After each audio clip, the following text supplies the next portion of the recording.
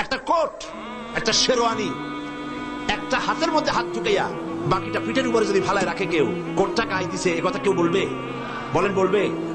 মসজিদের বাইরে দাঁড়াইয়া জানলা দিয়া কল্লাটা ঢুকাই দিল, বডিটা বাইরে, কেউ কি বলবে যে মসজিদের মধ্যে ঢুকছে?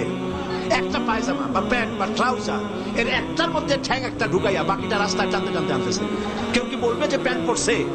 বলবে না। অনুরূপ ভাবে নামাজ পড়েন, রোজা রাখেন, কিন্তু ব্যাংকের সাথে সুদি লেনদেন করেন। নামাজ পড়েন, রোজা রাখেন, কিন্তু ব্যবসায় ওজনে কম দেন, খাদ্যে ভেজাল দেন। নামাজ পড়েন, রোজা করেন, গভর্নমেন্টকে ইনকাম ট্যাক্স ফাঁকি দেন।